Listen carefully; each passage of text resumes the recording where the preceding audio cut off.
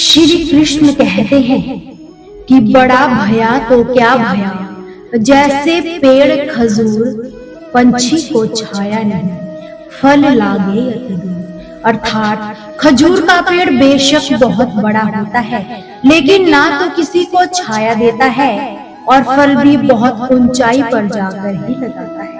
इसी प्रकार यदि आप भी जीवन में किसी का भला नहीं कर पा रहे हैं तो आपका भी बड़े होने का कोई फायदा नहीं। जिंदगी में आप कितने भी बड़े बन जाइए, दौलत शोहरत जितनी मर्जी कमा लीजिए, लेकिन जब तक आप निर्दयी बनकर रहोगे, ईश्वर भी आपको एक फालतू लोगों की श्रेणी में ही रखेंगे।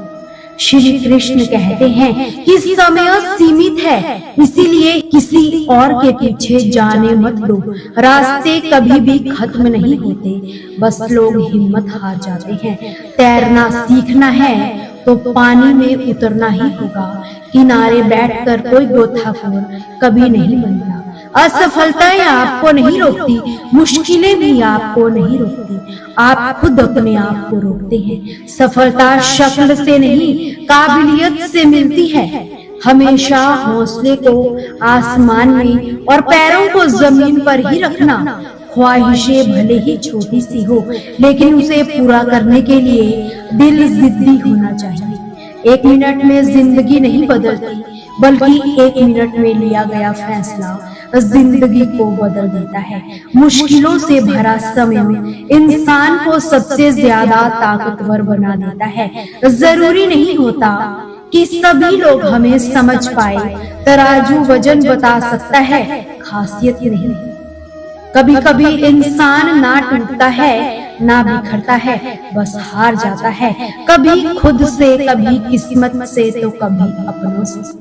वक्त हालात देखकर बदलता है और अपने मौका देखकर। उठो जागो और तब तक ना रुको जब तक लक्ष्य प्राप्ति ना हो जाए। तकदीर में लिखा भी तभी मिलता है जब उसके लिए मेहनत की जाए जनाब, वरना तकदीर में लिखा बस लिखा ही रह जाता है।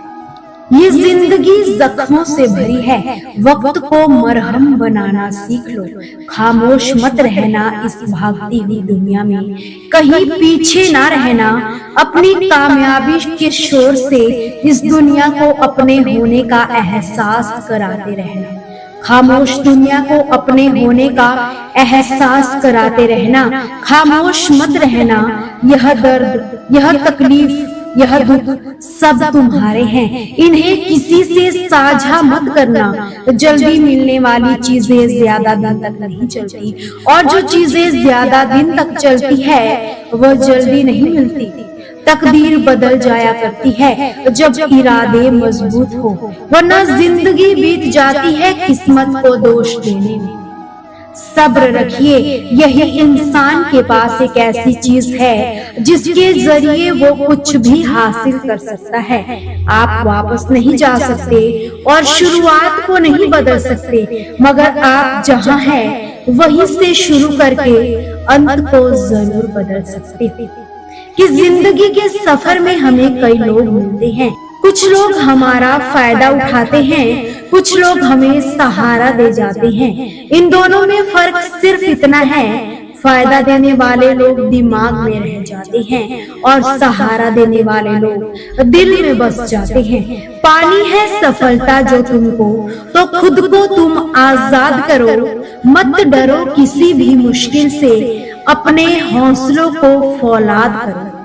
एक बात हमेशा याद रखना कि हर सुबह जिसे तुम आईने में देखते हो ना, उसके चेहरे की मुस्कुराहट को कभी खोने मत देना।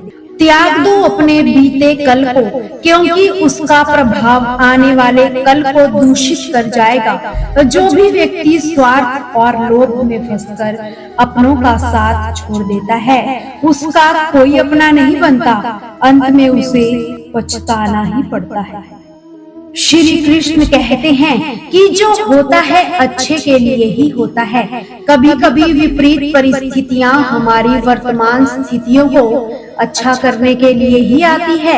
मन चंचल होता है, ये इधर उधर भागता है और किसी भी कार्य की एकाग्रता का दुश्मन होता है।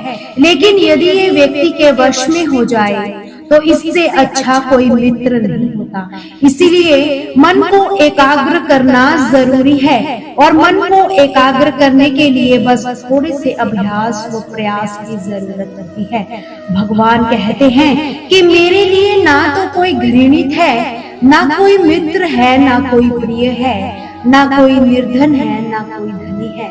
बस जो भक्ति भाव के साथ मुझे याद करते हैं, मैं उनका हूँ और वो मेरे हैं। श्री कृष्ण कहते हैं कि ये भाग्य के निर्माता नहीं है, व्यक्ति अपना भाग्य खुद लिखता है। जैसे बीज आप बोएंगे वैसी ही फसल आपको काटनी भी पड़ेगी। आप जैसा कर्म करेंगे वैसा ही परिणाम आपको मिलेगा। यदि विद्यार्थी मन लगाकर पढ़ाई करेंगे तो अवश्य ही परीक्षा में सफल होंगे।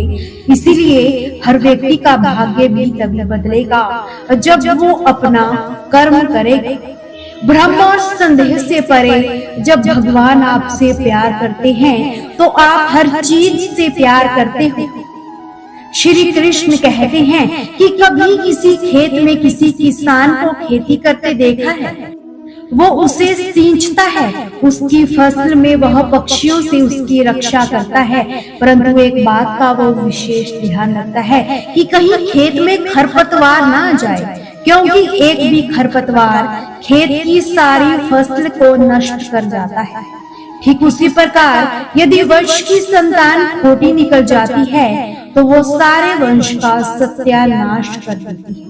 इसीलिए हंसते रहिए और मुस्कुराते रहिए, कभी अपने लिए तो कभी अपनों के लिए। दोस्तों, आपसे फिर मुलाकात होगी श्री कृष्ण के अनमोल विचारों के साथ। हमसे जुड़े रहने के लिए चैनल को सब्सक्राइब जरूर करें।